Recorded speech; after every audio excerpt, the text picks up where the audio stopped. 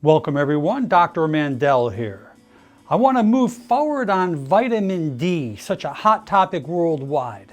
Millions of people are deficient in this particular vitamin.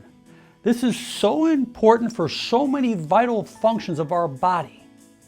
Most of us, as we get older, spend less and less time in the sunlight relying on our foods to get that vitamin D. It's almost impossible to get what you think you're getting. All of us come up with that same question. Which vitamin D is good for me? In other words, are all vitamin D supplements the same? The answer is no. In your diet, the most commonly found members of vitamin D are vitamin D2 and vitamin D3. Now, vitamin D2 is called ergocalciferol. It is also a plant-sourced food. Now, vitamin D3 is called cholecalciferol. This is found in animal-sourced foods, primarily in oily fish and fish oil, liver, egg yolk, butter, and dietary supplements. We do know that vitamin D2 is more fragile and less stable than vitamin D3. I recommend vitamin D3, and I'm sure that most doctors will agree. Mostly all the studies show that vitamin D3 helps accelerate the vitamin D levels in your bloodstream the fastest. So the recommended daily allowance is only 600 IUs a day. In the elderly, 800 IUs. That, to me, is way too low. Other studies are coming in recommending 1,500 up to 2,000. We do know that the sun helps increase vitamin D levels, although there is a downside because it can cause skin cancer. So as we get older, we are more protective about our own skin.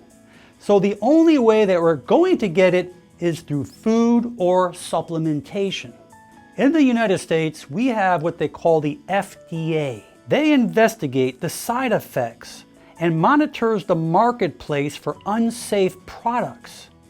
But it does not test or approve vitamins before they are sold to the consumers. It is frightening because laboratories have tested many of these companies, and what they're putting on the bottle is nowhere near on what they're claiming.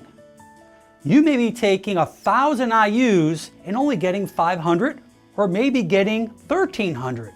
So this is where the USP Mark comes into play. This mark becomes more significant when you know that the US Food and Drug Administration leaves it up to manufacturers to make sure the vitamins they produce and distribute are safe. So that USP mark is what you need to be looking for on your vitamins. For the many companies that have a good reputation that's been around for decades, you can trust those companies. But for the many hundreds or even thousands of companies that you don't know who they are, make sure you look for that stamp. So this USP verification mark tells you that what they're claiming on the bottle and the potency and what you're taking is exactly what it says.